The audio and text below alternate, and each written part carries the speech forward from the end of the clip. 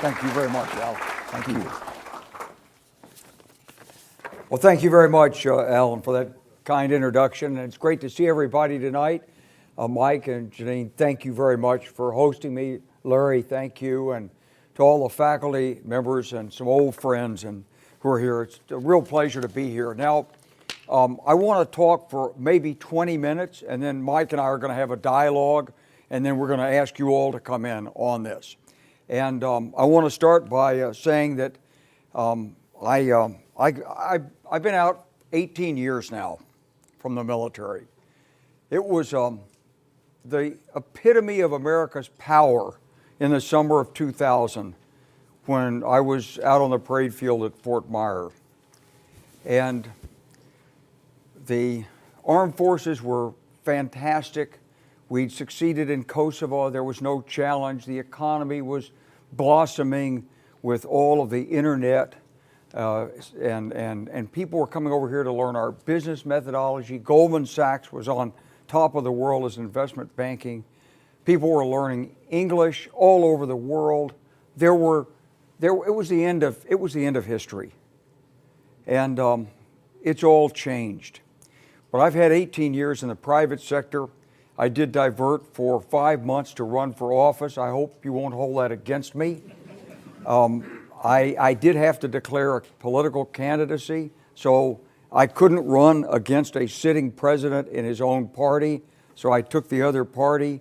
I can therefore talk to you about everything from top-ranking military to top-ranking politics. I did win the Oklahoma Democratic primary, and I can talk to you about business. And one of the saddest days in my life was to come back from a business trip to Asia and watch on CNN as little green men were taking over Crimea. We knew who they were. There was no secret about that. I thought it was all behind us.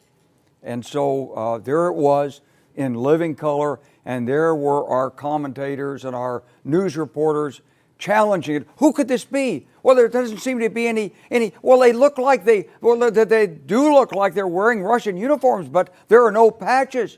Who might this be? Oh, probably from Mars. So it was resurrected, that Cold War challenge. And so that's what I want to talk about tonight. Now, unless you've been asleep for the last couple of weeks, you know that Putin's bragging about his military force. He's shown a cartoon that shows missile strikes on Florida. He's talking about nuclear torpedoes, hypersonic aircraft. I mean, what in the world? And I thought this guy was supposed to be a friend of our president or something, but he's not acting friendly. And in fact, if you go back and track it down, the title, A New Cold War, well, that's what I want to talk about. And so I have 3 propositions. In the Army, we always said, tell them what you want them to know, tell it to them, and then remind them what you told them. So here's my 3 propositions. Number 1, the old struggle never ended. Number 2, it's not a replay of the Cold War. And number 3, we are in a struggle for the world structure in a conflict that you might call ongoing, real-time, current hybrid warfare. Okay, Proposition 1, it never ended. I left the 1st Cavalry Division in March of 1994 to become the Director of Strategic Plans and Policy in the Joint Staff.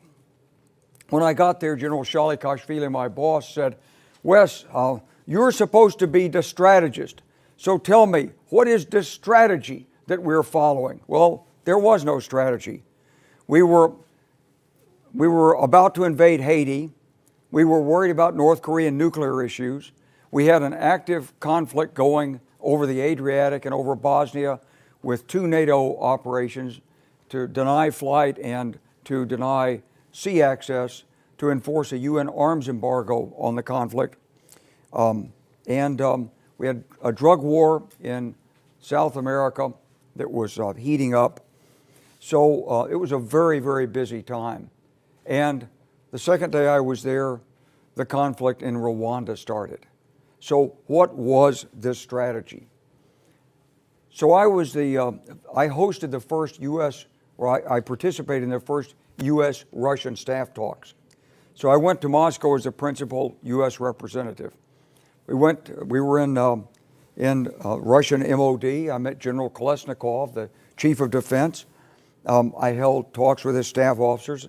And in the middle of the conversation, one said to me, he said, "When will your NATO ships be in our port of Riga?"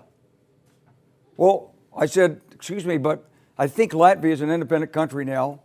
We don't have any plans to be there. But the more you ask that question, the sooner we'll be there." So I met my counterpart, Lieutenant General Borinkin, or Colonel General Borinkin is the way it would be in the Russian chain of command. And when I went in his big office, he was a director of operations for the Russian General Staff. He had about a 4-foot globe. And he said to me through an interpreter, he said, "I know everything that's happening on this globe. I can put my finger anywhere and tell you what's happening. Can you?" So I said, "Yeah, I got pretty much the same information." And so we immediately, had this relationship that was a good relationship, but a relationship fraught with insecurities. General Shalikashvili and Secretary of Defense Perry had said they did not want to expand NATO because they were sensitive to the pledge that had been made during the Bush administration not to rub it in to the Russians. So I got back from my trip.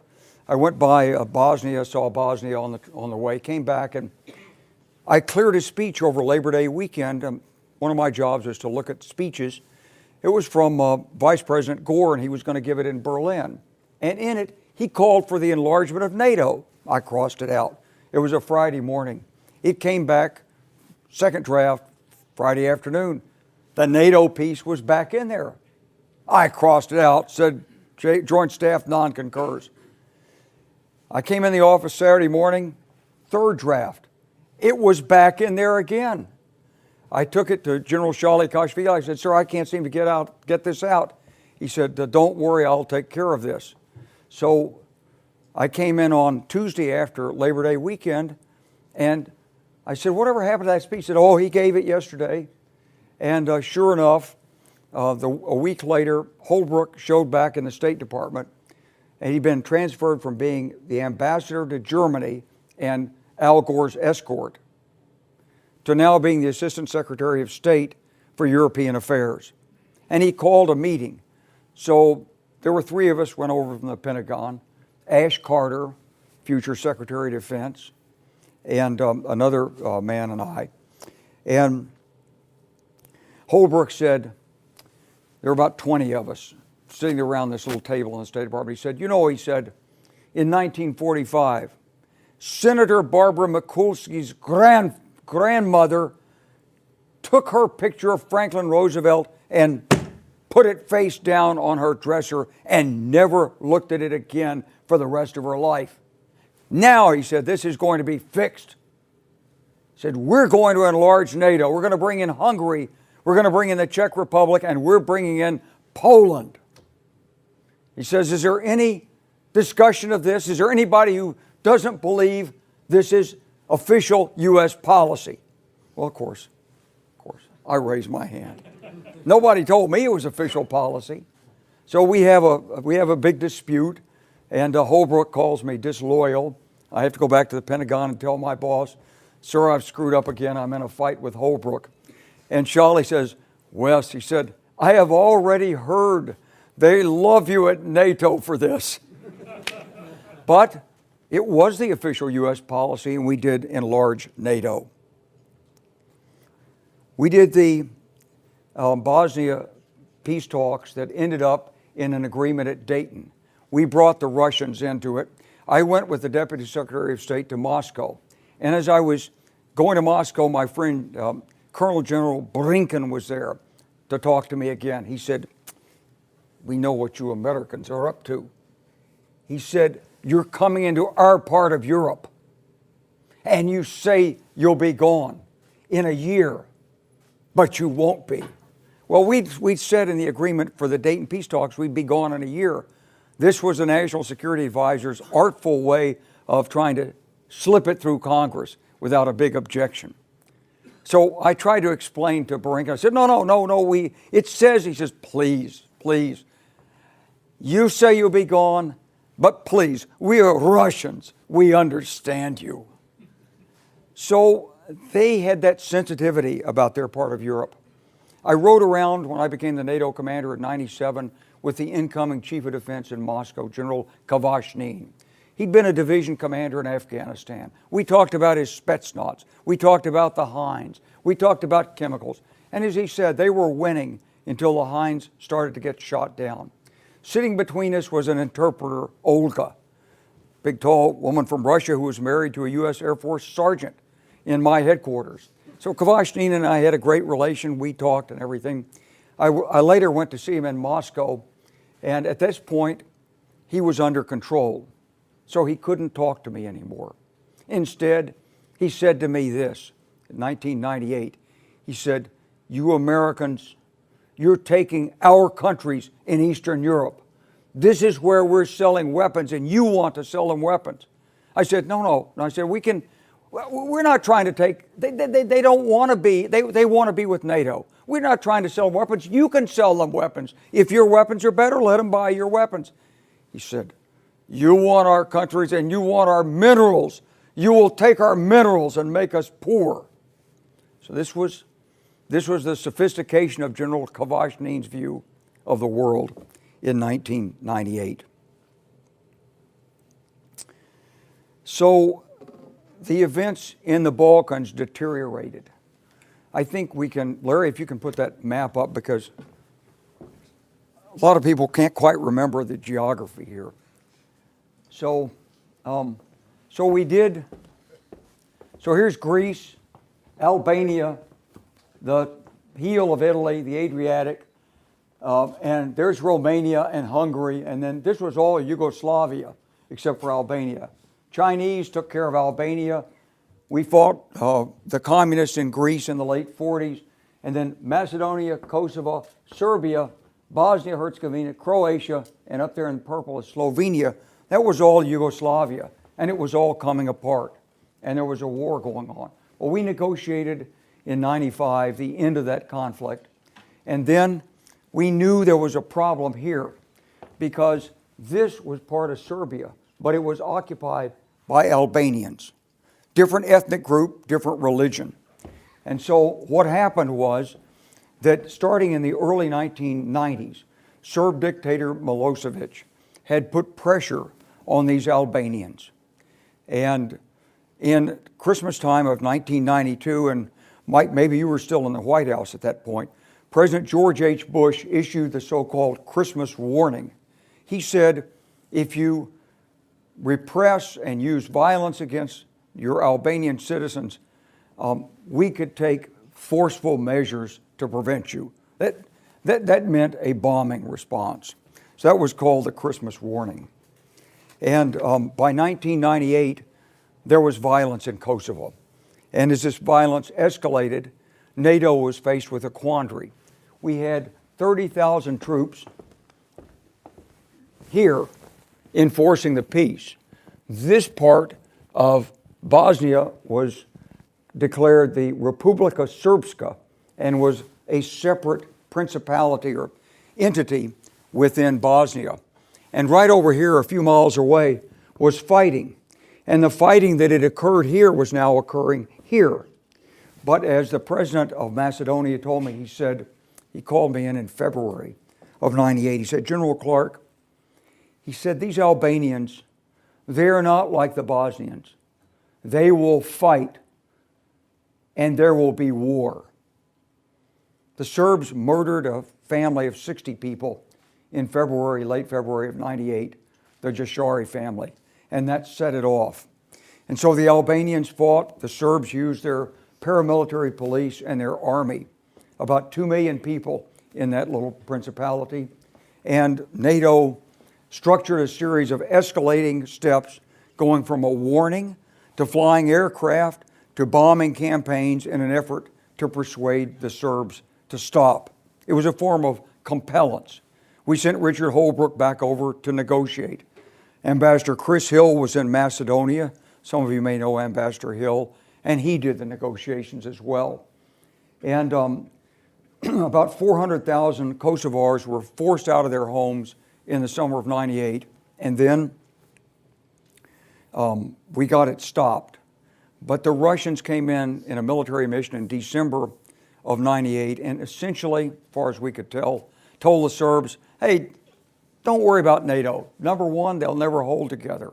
Number two, if they use air power against you, hey, we tried that in Afghanistan, didn't work for us, won't work here. So do what you need to do, clear out these Albanian terrorists.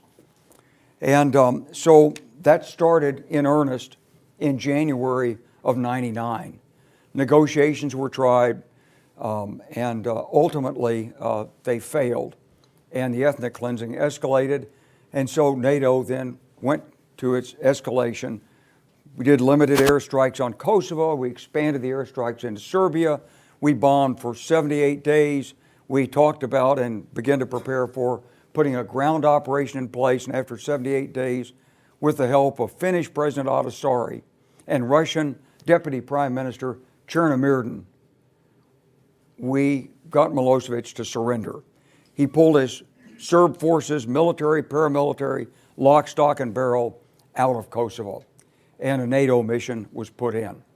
And the result of that was that it happened, but there was a Russian special op at the end of it, run by Putin, who was then the SVR, I think, commander, and it failed, and NATO succeeded. 10 years later, Kosovo became an independent country, and it just celebrated its 10th anniversary of independence. But the Russians didn't forget this, and Putin didn't forget this. So from the Russian present perception, by the turn of the century, the United States had taken over their position in Eastern Europe and used force against their Serb allies and was threatening to create a new state. It had expanded NATO, and the same guys in uniform and in the intelligence service were there who'd been there in the Cold War. They were the losers, and they didn't like it. So after 9/11, what's happened? American exceptionalism. After the terrorist strikes, of course, we use the power of the U.S. Treasury that interferes with Russian money. We put sanctions on. We invaded Afghanistan, and we knocked that Taliban regime right out of town. And then we went into Iraq.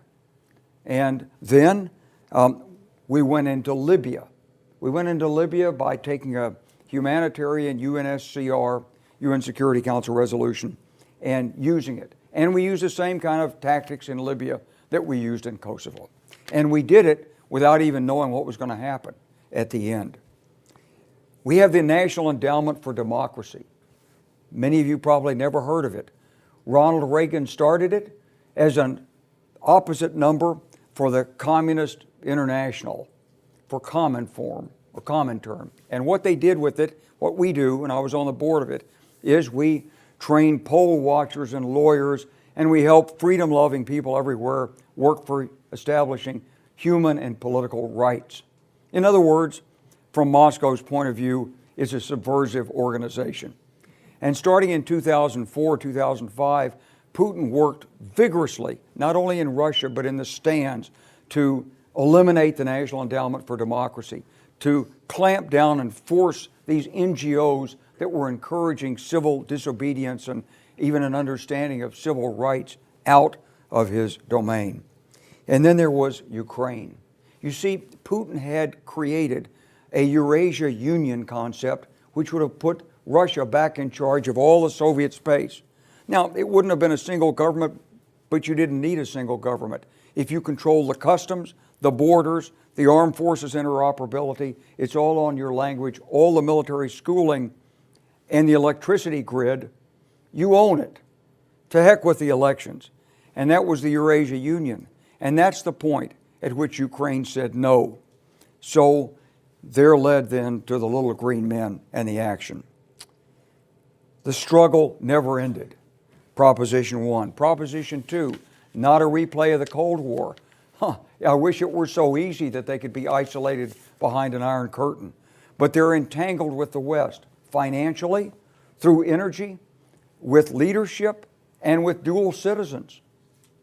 There was actually a guy who's a dual citizen, Russian-U.S., who claims to have been in Putin's office when Putin said, let's interfere in the election. Yeah. What are you going to do with people who are actually able to take Russian money legally through their own businesses and come into an American election campaign? Well, that's the current status. That's the leadership and interchange. But Europe is heavily dependent on Russian natural gas. And as a member of the United Nations told me several years ago, he said, General Clark, everywhere there's a pumping station in Europe for Gazprom, there's Russian money buying politicians and friendship. Former German Chancellor Schroeder is the chairman of the Nord Stream gas pipeline that will make Europe even more dependent on Russian energy. And I was in Ukraine a couple of years ago, and a professor with old ties to the intelligence community met me, and he said, General Clark, do you know what the diameter of the Nord Stream pipeline is? I said, no. Why would I know? I said, I guess it's a big pipeline. I said, why would I know the diameter? He says, it's the diameter in which you can push through a nuclear device. Boy, they think of everything, don't they? And financial. I mean, in the Cold War, Russian rubles weren't convertible, and Russian money was behind the Iron Curtain. Today, it's everywhere. When the incursion happened in Ukraine, you only had to watch the British press and the Wall Street Journal to see that this was a shock to the financial community. They did not want to see this. Why? Because there are a lot of people with Russian investments, and there were Western companies that wanted to invest in Russia. So Proposition 2, for financial, for energy reasons, for the interchange of personnel and leadership, it's not a replay of the Cold War. But then what would Putin's objectives be? Well, his objective is to reestablish the equivalent of the Soviet space so that Russia is stronger and that eventually it can contest Eurasia with China. His objective is to break the international systems, the laws, the structures, the incentives, and return to a traditional spheres of influence, balance of power system that leaves Russia more secure and more powerful to handle China later. And how's he going to do this? What's going on right now? The same kind of active measures that were always in place. In addition to the collection of intelligence, there's disinformation, there's fake news, there's operations, there's financial, commercial, military. Here's an example. A year and a half ago in Croatia, the largest meat company and commercial enterprise went bankrupt. And people in Croatia were saying, well, what's going to happen to this? There's 60,000 employees in the Balkans. This is like Tyson's plus Walmart. So I called some of my American investor friends and I said, they're bankrupt. It's a huge organization. Can you help? The American investment community's attitude was, well, gee, we've looked at this, and although it's a big company and it's overextended right now, but it's going to lose to German hypermarkets that are penetrating the Balkans, and therefore it's not a wise investment for us. But the Russians saw it as a wise investment for Russia. And all of my friends in the Balkans are calling and saying, the Russians are going to buy this thing, they're going to keep it in business, and then at the opportune time, they're going to pull the string on it, pow, and it'll collapse. Like they did with the Commercial Bank in Bulgaria in 2014, after the invasion of Ukraine, when the European Union told Bulgaria, you won't take the South Stream pipeline through Bulgaria. Bulgaria was a little disappointed. They wanted the money that would come, but they said, okay, we won't take it. The Russians were greatly disappointed. What they did is they took their Russian investment through a Russian bank into the Bulgarian bank. They pulled their money out of the Bulgarian bank. The Bulgarian bank collapsed. It had 70% of the Bulgarian government's money on deposit. So the Bulgarian economy shut down. It wasn't a fatal blow. It was like many blows.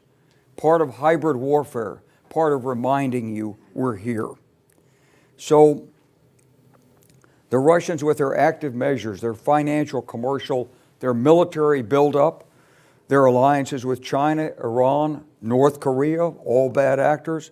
This is the old Soviet system in attitude, but with more levers of power and a man in charge who's more of a risk taker. For us, we've got the challenge compounded by the ascent of China and by fractious politics here at home. Is there a way through it? Of course. But that's what Mike and I hope to talk about. We've got to have a strategy, and we can't wait until the next war to create the strategy. That's why I wrote my book, Al. So thank you very much. At that point, I'd like to stop, and we'll go into the dialogue and questions and answers.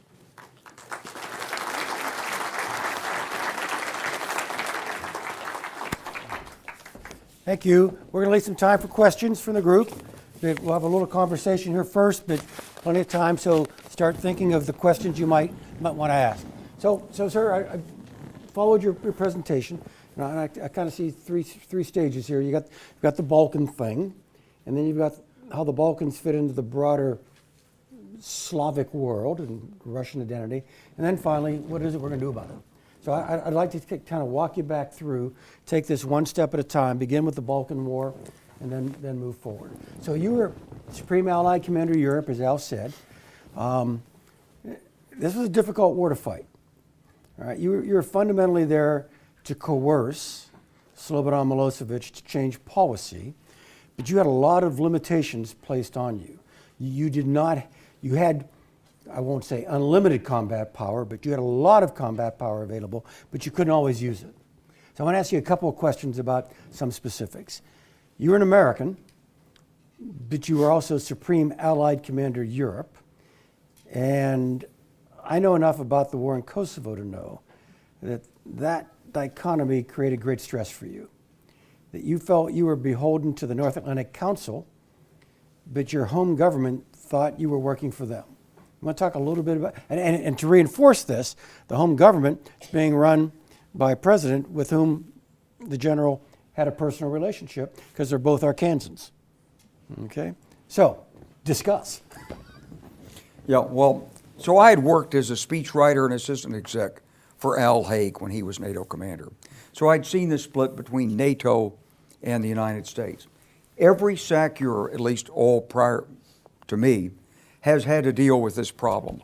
It's a structure that Ike put in place. You can't lead the alliance unless you also lead and have the leverage of commanding the U.S. forces in the alliance. And it was just a question of what the challenges were and who saw what. So in 1978, Al Haig forced through the long-term defense program, a 3% per year increase in real spending by NATO countries. He forced it through. He had some allies in the Carter administration, but he had some enemies in the Carter administration too. But he worked it through NATO. Al Haig built a response to the SS-20 missile, and he built it by forming an alliance with the German Minister of Defense, even though there were those in the United States who were not so keen on this. And there was this famous sit-down session where General Haig and President Carter met in Brussels. I wasn't in the room. I was outside the room afterwards. And Carter said to Haig, he said, "General," he said, "I don't trust you." And Haig said back to Carter, "Mr. President, I don't trust you." So there have been tough times. No, you may not have heard that, but yes, it's true. There have been tough times in this getting this right. So what happened was that we had gone into Bosnia with a plan that brought peace to Bosnia. When everything began to unravel in Kosovo, we had a different Secretary of Defense. We had a Secretary of Defense who'd been a Republican senator, whose primary purpose was to rebuild the Defense Department from the early days of taking the peace dividend, and whose war plans had envisioned two major theaters of war. One was Korea, one was Iraq, and maybe Iran as a lesser included part of this. And so here I was pleading from NATO, not a warfighting commander, just another general over there, saying that there's going to be a war and here, and it's like, what the hell is he talking about? I mean, A, he's not supposed to have a war, and B, we can't afford it. We got too many other issues on our plate. So that was the American perspective. And the European perspective was, we just had this horribly destructive conflict in Bosnia. It cost us billions of dollars. We had 2 million refugees in Germany and everywhere else, people fleeing the country. We about got it put together, and here's Milosevic starting it all over again. The UN was proved feckless. Is NATO going to be proved feckless? And so you had these two divergent opinions. Madeleine Albright, the Secretary of State, was on the fence on this. So what could we do? So I went to the White House with the permission of the Pentagon and explained I gave a suggestion of how it could be handled, which was basically a replay of what we'd done in '95 with Bosnia. We had done bombing and we'd done negotiations simultaneously, and that's how we ended the conflict. So that's what I proposed, and I proposed the escalation. The vice chairman of the Joint Chiefs called me. He was quite perturbed that I hadn't consulted him. I'd only consulted Shelton. He called me back and he said, Wes, he said, look, you know air power is not that good. We can't stop this thing from the air. So what's going to happen if we drop a few bombs and they don't stop? You're going to keep bombing? I said, yeah. He said, well, what's going to happen if we bomb and they don't stop? You're going to invade? I said, yeah, that's what we would have to do. He said, well, what would you do if you invaded Kosovo and you're still fighting? Look, I mean, I fought in Vietnam. My generation of Army officers resolved we would have the courage to stand up and fight to win. So he said, you're going to go all the way? I said, yes, we're going to go all the way to Belgrade. So this was battled back and forth, and the White House supported me. In NATO, you can't do planning unless it's politically authorized. So all this was authorized at the political level by the United States and by NATO. But inside the Pentagon, there was resistance. And so the Pentagon wanted to get targets in Iraq and Korea and Iran, but they didn't want to get targets in Serbia because it was like one of these things, we're not going to do it, so we're just not going to do it. So the Army Chief of Staff came over to see me in December of '98. Actually, he didn't come to see me. He came to see the Army. I had to go see him. And I said, Chief, you know, the way this is going, we're likely to be at war in Kosovo. He said, but Wes, we don't want to fight in Kosovo. We want to fight in Iraq. I said, well, Chief, I don't think we really want to fight anywhere, do we? He said, well, I guess not. I said, but this is going to be forced on us. I came back to Washington and I reminded people in Washington that if it started, it would involve the Russians. So that's the framework in which I was operating. So does that enough to sort of get into it? I get it.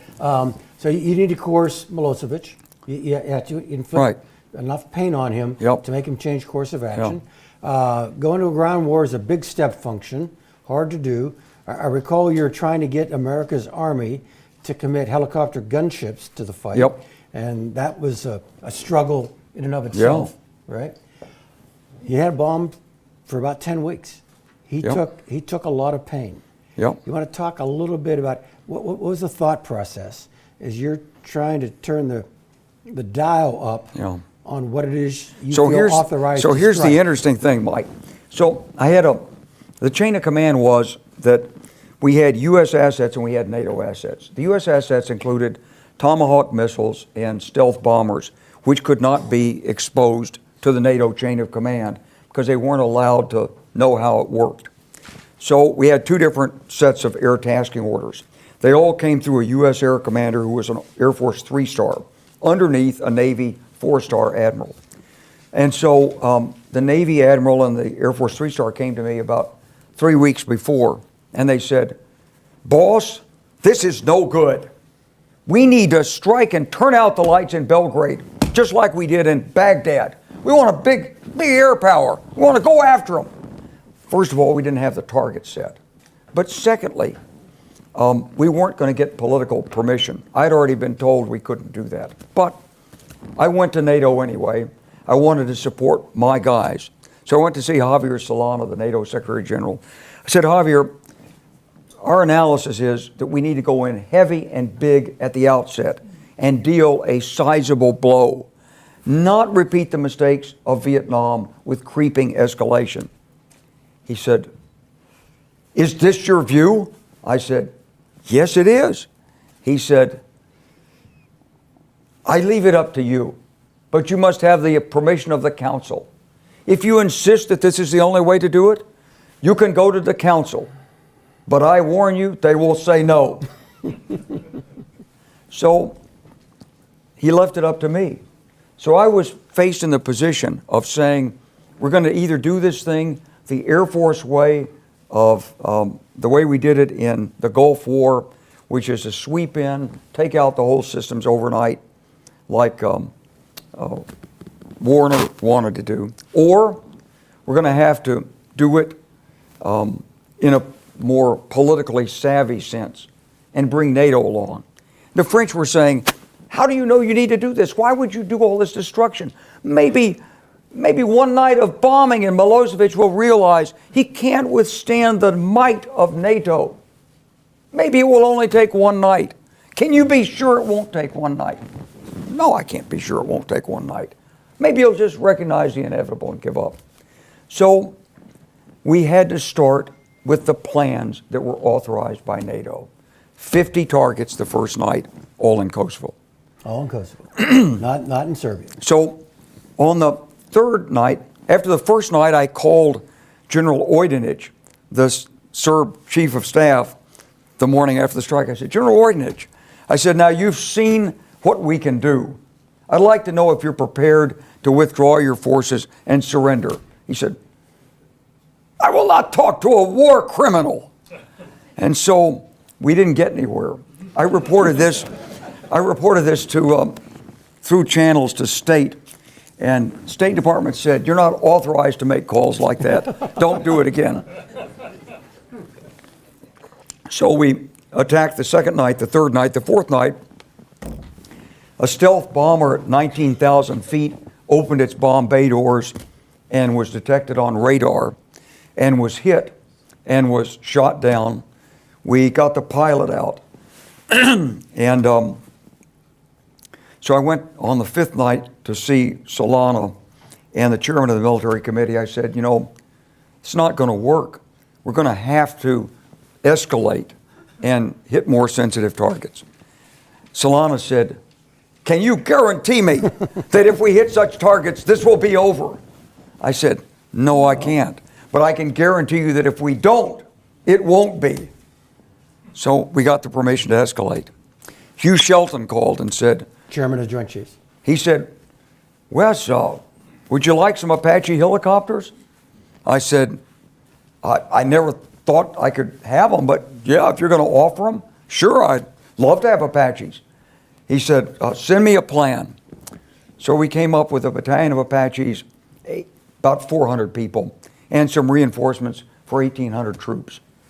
But the Army decided it couldn't risk the Apaches in actual combat because if they got shot down in combat, it might hurt their appropriations. So the Army then said, "Well, 1,800 troops, but it doesn't look to us like you have enough, you don't have enough logistics people." So thing goes back and forth another 4 days. Said, "Yeah, now you're up to 2,400, but you don't have enough. Now with the additional logistics, you need more MPs, security. Force protection. Yep. Yep. So back around. Then it says, now with all those people, where are they going to live? You don't have enough engineers. So it went back around again. You don't have enough signal. It went back around again. So we finally got it up from 1,800 people to 5,500 people. Then they said, this is too heavy to deploy. So the Army resisted at every step of the way. Finally, we got the helicopters there. The Army was right to be nervous because these were inexperienced helicopter pilots. And we had 2 Black Hawk helicopter crashes on rehearsal. The Air Force then stepped in through the office of the Vice Chairman, did its own study that would prove conclusively that Apache helicopters would all get shot down as soon as they were committed. So they did not share that study with me, but they did take it to the White House. And as a result, no matter how many times I asked, there was always another delay. So, so much for being the joint commander. So, all right, so you've got the war, you're increasing pressure. He's resisting for lots of reasons, Milosevic. You know, you and I have walked this ground. We've been here. Pristina, capital of Kosovo, there's a little park just outside of Film City, which ended up being the NATO headquarters. Yeah. It's Kosovo Polje. It's the field of blackbirds. It's the great battle in the late 14th century that created the Serb nation. So this is kind of like the Serbs losing Concord and Lexington. All right? And it had been quintessentially Serb, but the migrations over the years, economic conditions, the population had changed and become largely Kosovar, but the Serbs still had the emotional attachment. So I get that. I need you to help me understand the Russian emotional attachment to this fight. Why were they so committed? Yeah. Well, first, Mike, I just have to say that in another violation of good military principles, when we started the bombing, the objective was to force the Serbs to come back to the negotiating table, to allow a peaceful separation of forces and a peaceful occupation. And it was only as the week went by and it became total resistance by the Serbs, and they poured reinforcements in and began to assassinate people and throw the bodies in mine shafts and stuff like this, that I went to Solana and said, got to change the objective. I mean, you've got to tell the Serbs they have to leave. You have to have a real objective for this. And so Solana worked it, and that became the objective. So at that point, 10 days in, they were at risk of losing Kosovo.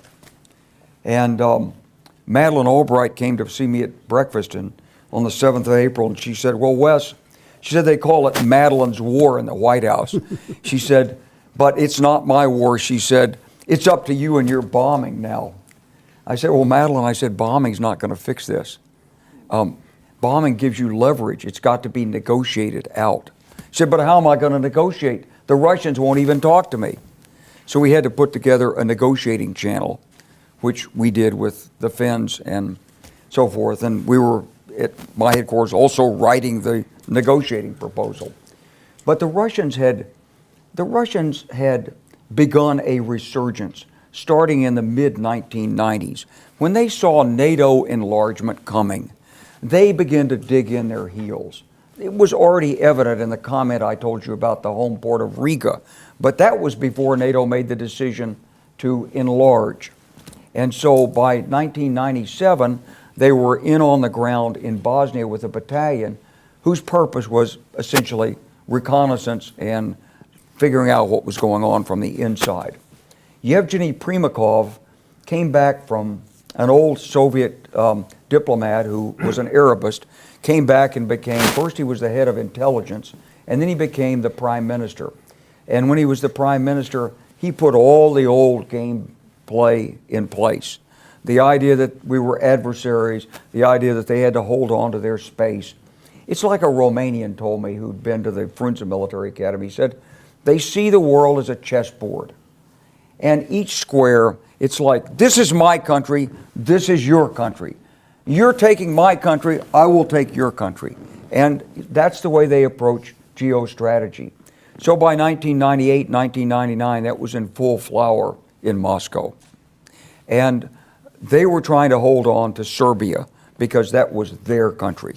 Orthodox languages echo one another. Okay.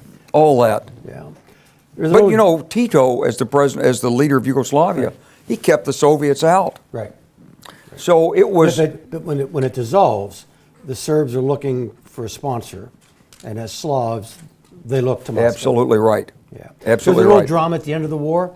You mentioned it briefly in your prepared remarks. It's the Russians racing to Pristina airfield. You want to talk a little bit? Number one, what happened tactically, and why does that matter thinking about the Russians going forward? Yeah, well, so I came in on Thursday night, the 9th of June, or 10th of June. The United Nations endorsed the settlement, and the Serbs had agreed to evacuate, and NATO forces would then occupy. The French chief of staff had warned me a couple of days later, something's going on about the airfield. I said, what? He Airfield at Pristina. At Pristina. He said, I can't tell you. So I called, I didn't want to make the mistake Norm Schwarzkopf made, which was to do the negotiations yourself. You have to have a backstop, and it's better to send a subordinate out to do it. So I sent the British 3-star, who was on the ground in Macedonia, to do the negotiations. And I said, there's a problem potentially with the airfield. Do you have a plan to deal with the airfield? He said, SACEUR, I have it covered. We can seize the airfield.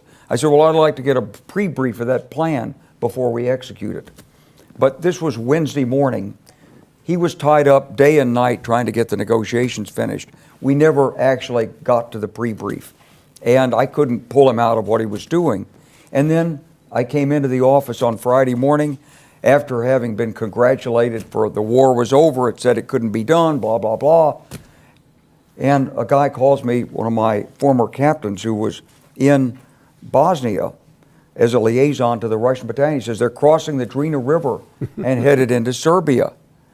And so I called the U.S. Forces commander on the ground and said, verify this. Took him 2 hours to verify it. I called the Pentagon. I was instructed by the vice chairman of the Joint Chiefs he said, just send a guy up in a Jeep and have him look at the airfield. I said, well, I don't think that's going to do it. I called the NATO Secretary General. I warned him. He says, Wes, you must take the airfield. You must seize that airfield. You know that's where they're going. I said, do you have such a plan? I said, we do have a plan. But Madeleine Albright was in Macedonia. She had everybody tied up. I couldn't get a hold of the commander. I couldn't get a rehearsal. I couldn't figure out what the plan was.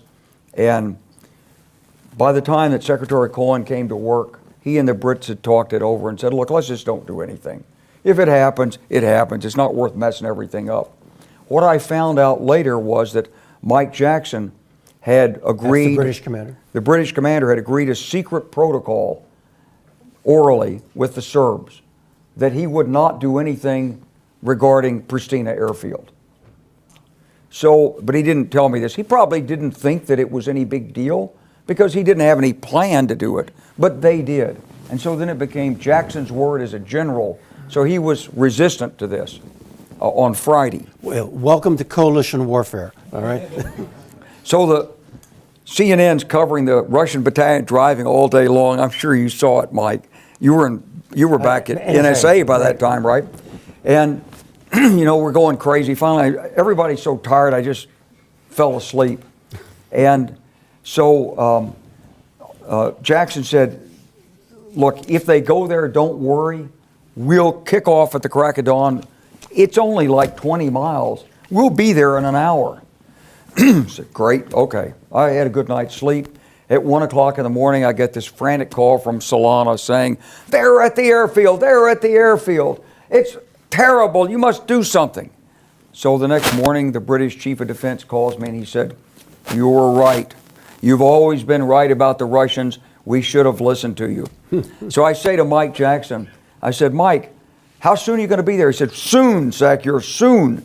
So it's 10 o'clock, it's noon, it's 2 o'clock, it's 3 o'clock, it's 4 o'clock. Why aren't you there? Well, there were landmines and the Italians didn't do this and the Germans were slow and blah, blah, blah, all these All of the typical excuses, right? So Mike finally gets up there about 5:30, 6 o'clock at night, 7 o'clock at night. The Russians are there. He tries to go onto the airfield to claim it, and they charge at him with their armored vehicles. So he backed off. So I reported this to Washington. I was told, put a helicopter or two in on the landing strip so they can't reinforce, because we were picking up, you would know this, but you don't have to say it, but we were picking up indications that their Soviet reinforcements were being marshaled for air loading and transporting into the airfield. Maybe 4 brigades, maybe 6 brigades of Soviet paratroops. So that would have enabled the Soviets to have blocked NATO's action. So this was a bad thing. Preserving Kosovo as a Slavic entity. Exactly. On behalf of their fellow Slavs. Right. So it was pretty clear that, in retrospect, the reason Milosevic was able to agree is because Chernomyrdin told him, don't worry about it. We got you covered. So Jackson went into the airfield and he was run off, basically. So I passed the instruction to land the helicopters on the landing pad. And Admiral Ellis called me about 2 hours later. He said, Admiral Ellis is the 4-star over the 3-star. In Naples, yep. Right? Yeah. And he says, Jackson's refused my order. He says he can't do it and won't do it. And anyway, he says, there's a thunderstorm and it's unsafe to fly the helicopters. I'm like, okay, well, I'm leaving at 4 o'clock in the morning to see him. I'll take care of it. So when I go down there, I run into Jackson, and, before we can discuss it rationally, he brings it to a boil. I won't do this for you. He's all upset and sort of, very forcefully speaking. He had a reputation for having, I don't want to go into that. I don't want to say anything about this. So the point is that with Jackson, we had an agreement, we had a disagreement. So I called the British Chief of Defense, who said, we should always listen to you. I said, let's talk to your boss. He talks to the boss comes back to me and says, Wes, I agree with Mike. You shouldn't do anything. So I call Shelton. Shelton says, you've got a leadership problem in your command. I said, no, Hugh, you have a policy problem inside NATO. So I was left then with what to do. And so basically we decided just do nothing and starve them out. But the information is still coming in that the Russians are coming. So we had the peak of the crisis is the Russian attaché goes into the Ukrainians and said, give us overflight rights. The Hungarians have already done it. And this Russian attaché in Hungary goes in and said, give us overflight rights. The Ukrainians have already done it. He also goes into the Romanians and Bulgarians. Each attaché carried their own message and their own degree of threat. The Bulgarian Minister of Defense took it, and he was threatened. So was the Romanian Chief of Defense. And so they all said no, except for the Ukrainians, who fell for it. Oh, well, they said, since the Hungarians have given you overflight, sure, go ahead. So these 3 nations basically told the Russians no overflight. Meanwhile, the Air Force commander in Europe said, boss, what are we going to do if they do the overflight anyway? You want us to shoot them down? It's like, oh my God. So I called Washington and said, got to have instructions on this. What are we going to do? So I think Secretary Albright was in an afternoon performance at the Kennedy Center. I forget where everybody else was, but we got this conference call together, and in the middle of the conference call, I guess you must have called in and said, they've stood down. They're not coming. And so it went away. And so we blocked the special op. The Russian battalion was contained at the airfield. It was dependent on British logistics, and eventually it minded its own business, took its little section of Kosovo that it was assigned, and after a couple of years, they lost interest and they pulled it out. So one more question before we get to the group. Sorry it takes so long. So you've got this great Russian interest in this as a microcosm of as a broader Russian policy agenda. Yep. A Russian familiar to practically everyone in this room is, I think, at your headquarters during all this.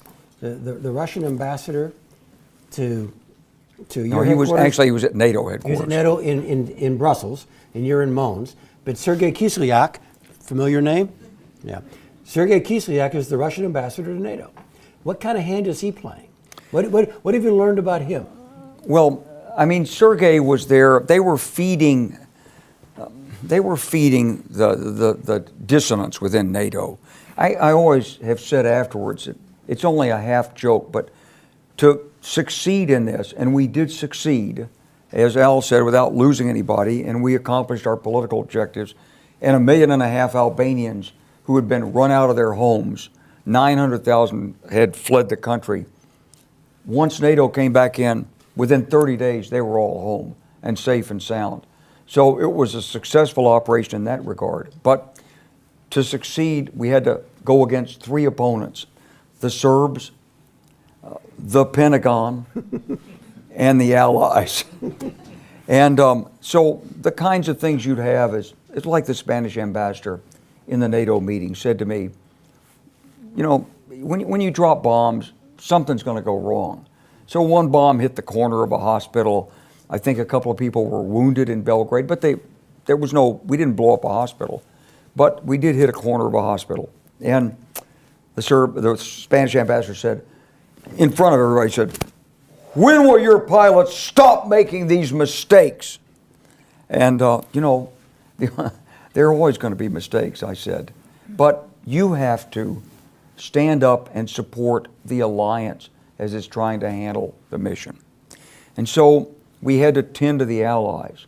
When the war started, the Commandant of the Marine Corps requested permission to go to Congress and explain to Congress his view as a member of the Joint Chiefs that this war should never be fought. This is my good friend Chuck Krulak. So the Navy was supportive, the Air Force was highly interested, and the Marines were opposed, and then the Army was resistant. So, and I was an Army guy commanding an air operation. Right. So Mike, I'll tell you what one of the worst days of the war was for me. There was a report that the Russian Black Sea Fleet was coming out, and they were going to get involved. We had 5 platforms launching aircraft in the Adriatic. We had a U.S. Navy aircraft carrier, we had an amphib from the Marines, we had Italian, we had French, and I forget what the other one was, British maybe. And they were all out there with their escorts and everything. And the Russians were threatening to come out and break it up. And I called Solana to try to get to Kislyak and say no. Solana said, Wes, he said, we cannot do anything about this. The council cannot do this. So it so happened Deputy Secretary of State was in my office that morning on a visit. And I'd been about 3 weeks with no sleep. And you know, when you're seized with a problem and you've been 3 weeks with no sleep, and it's like life or death solution, I'm sure he couldn't believe what I was saying.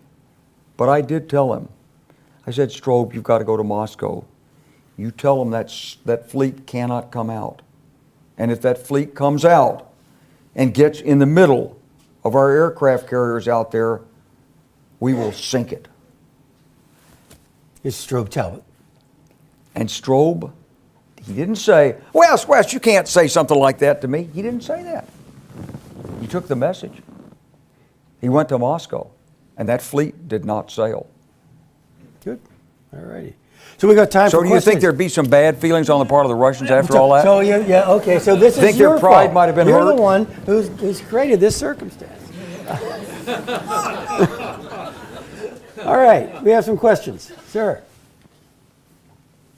Hi, Paul Schenkman with the U.S. News and World Report. Thanks very much for doing this, sir. I'd be interested to bring it up to the present day and get both of your perspective, if you don't mind. Talked about Cold War 2.0. I'd be interested to get your perspective on what you think Vladimir Putin's vulnerabilities are, how the U.S. could and might exploit them, how the U.S. could exploit them, and what do you think about those who advocate for sort of a Panama Papers style leaks again, if that's the kind of thing that really gets to him? Well, I think that the United States makes a mistake if it thinks it can go after and gouge Russia. We're not trying to, and we shouldn't be trying to overthrow Putin. He thinks we are. We shouldn't be pushing any color revolution, and I'm sure we're not. We do need to respond vigorously on the cyber front. and we need to target the individuals and work the financial flows that are coming into the United States and into Western Europe in order to protect the election system and to protect the democracies there. Beyond that, you have to be resolute. Putin understands strength. You can't fall back. So we don't want to be in Syria, but we are in Syria, and we can't back out of Syria right now. What we need instead is a strategic plan for Syria, which I haven't seen. We have to provide assistance to Ukraine. Ukraine has its own set of problems. A lot of very patriotic people, a lot of corruption, and of course, total penetration by the Russians. We never did lustration of the intelligence services in Eastern Europe at the end of the Cold War. So, at least as far as I know, Mike. And so when I would go to places like Hungary and Bulgaria, the people who were briefing them, these were basically people who had all been trained in Moscow by the KGB. And so we need to really rework the whole intelligence structure in Eastern Europe. And we need to be schooling people in our way of thinking. We need to outreach with economic means. Like, for example, when I went to the American community to ask them to intervene in Croatia for the grocery chain and meatpacking chain, they wouldn't do it because it didn't meet the Excel spreadsheet definition of a good investment. But it was a strategic investment by the Russians. To block that, the Croatian government had to pass a special series of laws. But as nationalism and Russian encroachments work their way in Eastern Europe, it'll be harder and harder to find governments who are willing to take those measures. Viktor Orban is a question mark in Hungary. The government in Poland is slipping away into nationalism. And so we have to work the political side of this. We have to reinvigorate our message. What is democracy? What makes it special? What is the rule of law? How do you build an economy? So one of the things that's really happened to us is a shock of 2008 in the financial community. Now, I'm an investment banker. But after 2008, what happened is people got really, really conservative. The government, we don't have a sovereign wealth fund. We don't have any way in the U.S. government to go in and actually put businesses in Ukraine, to build power plants and things. If you go to the Wall Street, they'll say risk is too high. It's not worth it. So who's going to take that risk? Who's going to put $50 million in to get the plant started? We'd rather sell $150 million of military supplies. I understand that. But military supplies alone are not enough. You have to build the economies and jobs and infrastructure in these countries, because that's the principal avenue of Russian advancement. They have money, and when you need money, your Russian friend will get you those resources if it's strategic in the Russian view. Very briefly, the General talked about the expansion of NATO and how that was viewed to be threatening by the Russians. You keep in mind that as NATO is expanding eastward, it is disarming, right? I mean, you understand that as the territory of NATO expands, we're pulling brigades out of Europe as fast as we can, and the Europeans themselves are smothering their own defense expenditures. So to the degree that NATO expansion was a threat to Russia, it was the idea of NATO, democracy and free markets, not NATO military power. And so I had this great discussion with Igor Ivanov, who was the Russian foreign minister, in 1998, and we were trying to finally sign the Conventional Forces in Europe Treaty. And he said, he was talking to Solana, he says, NATO could put, in a crisis under this treaty, you could put a division close to Russia. And I'm like, Igor, Russia, one division and you're scared? Great Russia is scared of one NATO division in Slovakia, please. And finally, Igor laughed. Thank you, and thank you for your presentation and for your honesty. And I understand all what you said about what happened at that time and this new Cold War mindset. I understand exactly what you're saying, but sometimes I come from a different part of the world, and I'm a little bit confused about what's happening today when they are saying that Russia is getting involved in U.S. elections. What is really the role of Russia in the United States? Because it seems to me, from what you said, that, and I was totally, I follow that, I understand the role of NATO in the Balkans, of the Balkanization, and all what you said, which is very, very clear, and it was clear for me in the beginning, but what is happening today in the United States? When they say that Russia is involved in the election and the administration does not seem to be fighting a new Cold War, or is this happening? I'm not very sure about that. I'm sorry for the naive question. You want to ask about the elections, but before I can answer that, I want to make something clear that I talked about the things that NATO, that happened, that would worry Russia, the NATO enlargement and these activities. But let me explain something. These were actually driven by local people. They weren't driven by the United States. There was no U.S. master plan to enlarge NATO. It was the opposite. So after I got there and the decision had been made on Hungary, Czechoslovakia, and Poland, I went to Bulgaria. That was my first trip behind the old Iron Curtain. And the foreign minister of Bulgaria told me, she said, "General Clark, we must be in NATO." I said, "Why?" She said, "Because today Russia is weak, but someday it will be strong. And before that time, in order to be safe, we must be in NATO." And then I went to the Romanians, and the Romanian Minister of Defense said, "We want to be in NATO." I said, "Why? Does it have anything to do with Russia?" He said, "Of course." I said, "Well, are there some incidents that you could give me that I could explain to people in Washington what your concerns are?" He says, "Of course, Mr. General." I said, "Well, what are these?" He says, "Well, in 1878, we allowed the Russians to come through our territory, and they took our province of Bessarabia." Now, you see, a few people laughed, but in Eastern Europe, there are long memories of this. And these countries wanted protection from Russia. They knew what it was. So it wasn't that we were forcing ourselves on Russia. It was they were drawing us in a means for protection. And I think that's a very important distinction, because democracy's like a virus. It's catchable. You bring young people from foreign countries here, they see the United States and how it is, and they say, "Why can't we live like this in our country? Why can't I give my opinion? Why can't people get together freely? Why does someone tell us what we have to say?" That's why Xi Jinping says Western democratic values are the greatest threat to China. This is why Putin didn't like the National Endowment for Democracy. But we weren't interfering in his elections. All we were doing was responding to people who wanted assistance in finding their own way forward. They were drawn by the magnetism of the democratic vision. They wanted what Americans take for granted. Now, that's an entirely different thing from the Russian active measures. Russians have always tried to interfere in American elections.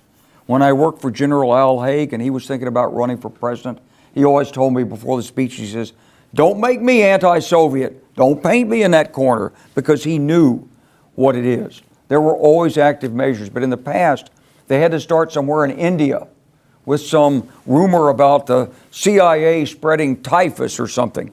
And then they would get picked up by an obscure British newspaper, and then they would somehow hope they would make it to the United States. It's so much easier today.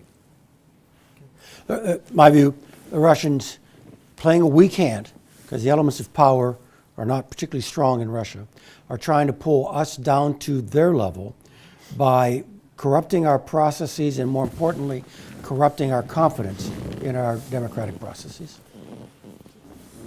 Hi, thank you. This is very enlightening, and I really appreciate it.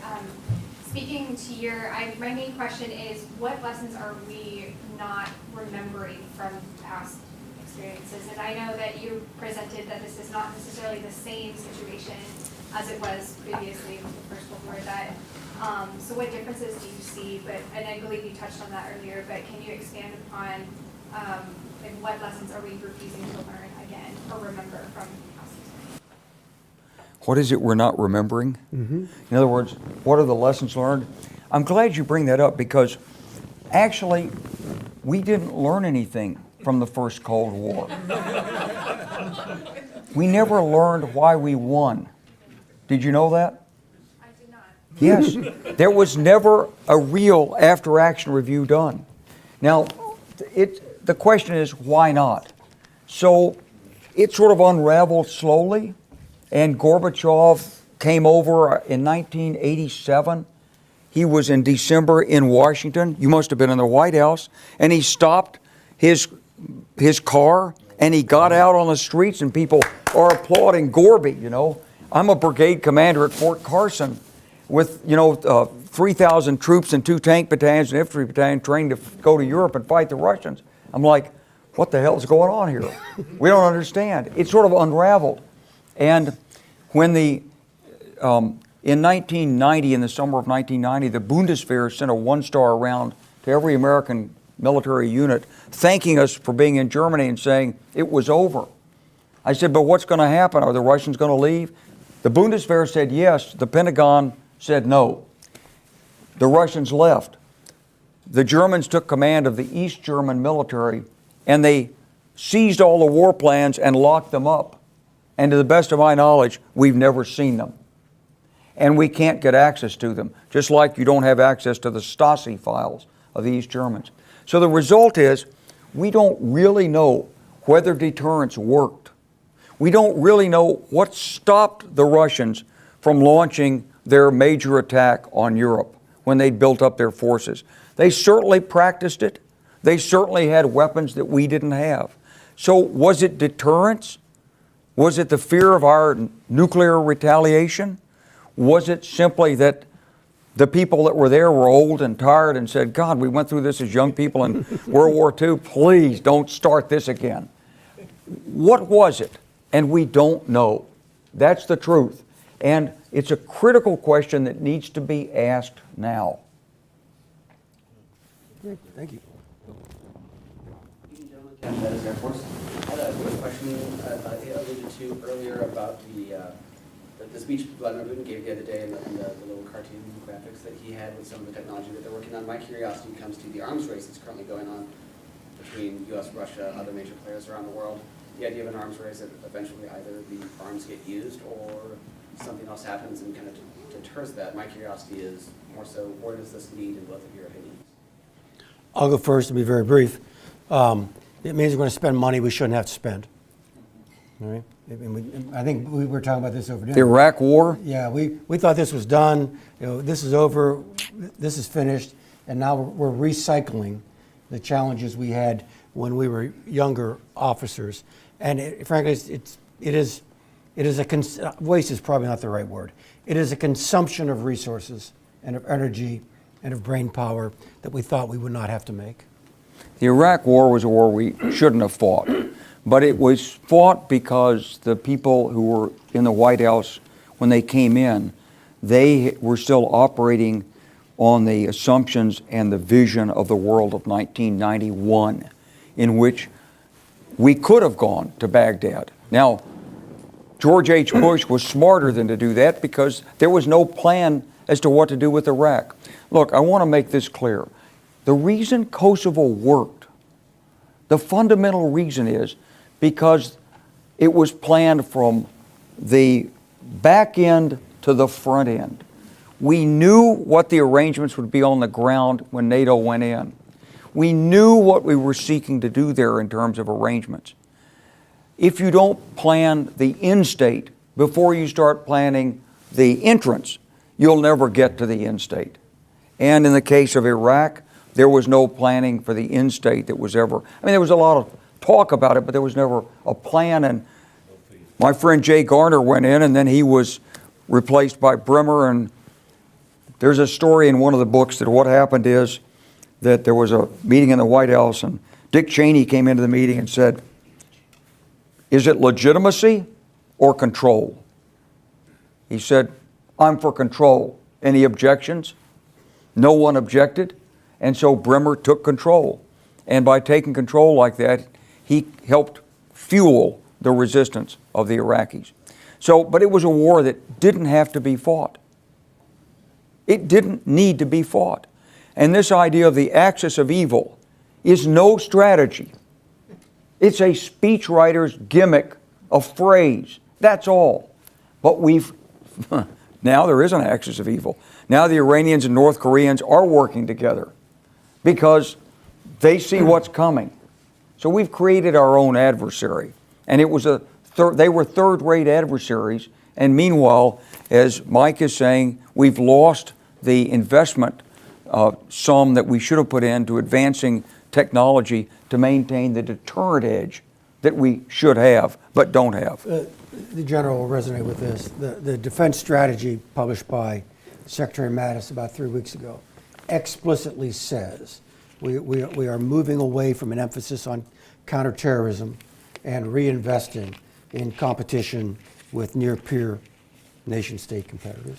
So we've got about 5 folks lined up here and very little time. So let's take 2 questions at a time, and we'll try to answer them quite efficiently. So, my question is about sort of the relationship inside of NATO.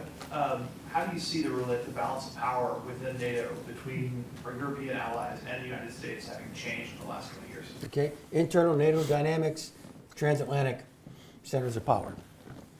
Thank you. The National Endowment for Democracy, thank you very much for mentioning them. Their budget is being cut.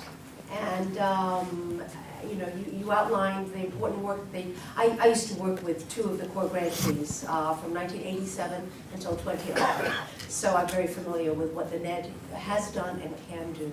So would you address the unfortunate, cut in their budget and just them not being kind of part of a larger strategy? Because Otpor in Serbia, for example, did some excellent work. And they were funded with some NED grantees as well as the State Department. So, first, leadership in the alliance. So I think NATO's always understood that it's American leadership and American technology. And in the months after the Kosovo campaign, the Europeans got together and they met privately and said, we can never allow the Americans again to tell us where we're going to bomb. But they couldn't follow through on it. Now in response to President Trump, it looks like it might be more serious. We'll have to see. I hope they will invest more. But NATO it's America's transatlantic linkage. It's the way we hold the Atlantic community together. I know it sounds military, but it's really political. NATO's like a sausage-making machine. You put together all of the different national views, trade with China, trade on this issue, weapons, technology, migration. You turn the crank and out comes NATO policies. And these NATO policies, except maybe in the case of the United States, are so powerful that governments can say to their electorates that, well, we don't actually agree with this, but we had to go along because we're members of NATO. And that's what has held the transatlantic community together. It gives the local politician a buffer. He gets to respond to his own interests, but at the same time, the community's held together. Absent American leadership, we'll lose the sausage-making machine. National endowment, soft power? Soft power is really important, but the National Endowment has, and I haven't seen all of its proposals in recent years, it was getting about $35 million a year. It's amazing what it did with it. It was 90,000 here and 30,000 there, and bringing teachers over and training people. It was a fine program. We don't want to lose it, but we have to go beyond it. So we have to really deal with fake news, and we have to deal with networks. Who are the bots? Who's controlling the bots? How do you know it is a bot? What should you do if you think it's a bot? Who's authoritative source on the news? Was there really a baby, was it baby like cannibal factory under some pizza parlor in DC? Was that really true?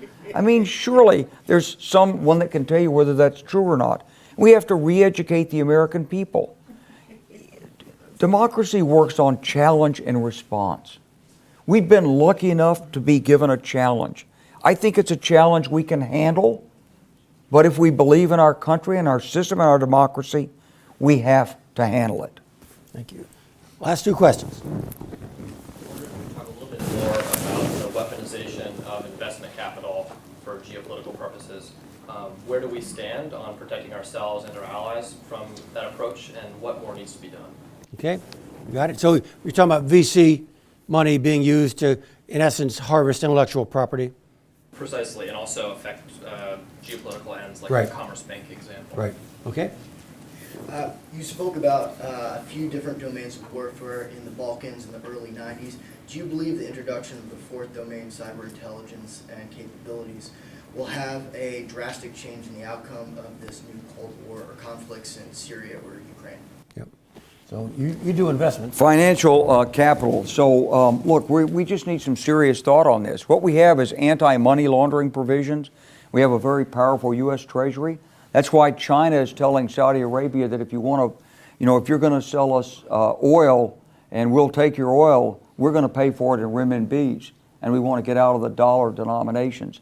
So they want to de-weight the influence of the U.S. Treasury. The U.S. Treasury is an incredibly powerful instrument, and it's an instrument like many others that when you use it, it builds its own opposition and resistance. And so right now the major banking communities, yes, they're tied to the U.S. Treasury, but mobile money in Africa flies around these banking institutions. Cryptocurrencies move around the banking institutions. The renminbi is an aim of the Chinese government, apparently, to make that the international convertible currency. Now, they moved a little prematurely. They had to pull back, but that's still you can see the aim. This is China at the center of the world. So America's had really an unplanned bounty caused by the petrodollar and the influence of the dollar worldwide. We didn't like the petrodollar, but it turns out it's the essential medium of U.S. power and influence financially. And we're going to lose it. We need to rethink it. If you want to answer the other one, Mike. Yeah, the additional domain of warfare, the cyber domain, is a leveler. It allows weaker powers to impact those who are more traditionally strong. And so the war in the Balkans was primitive. I mean, it was medieval in its origins, it was medieval in its conduct. All right? But we didn't have the leveler of the cyber domain. And so when NATO finally decides to get its act together and applies combat power, first in Bosnia and then in Kosovo. Bosnia is a matter of several weeks. Kosovo is 10 weeks, and things are righted. Today, that's more difficult to do because conflict is being conducted in this additional domain. And I would describe it not just as cyber, which means they're going after your network and stealing your emails, but information.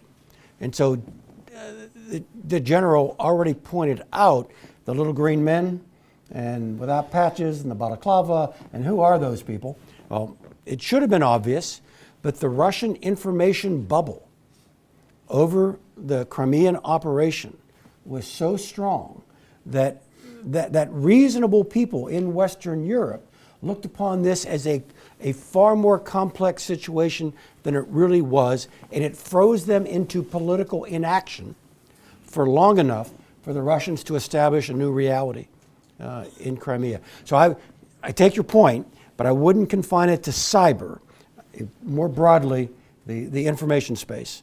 And despite, it's really odd, the two centers for technology and image making on this planet are about 100 miles apart in California.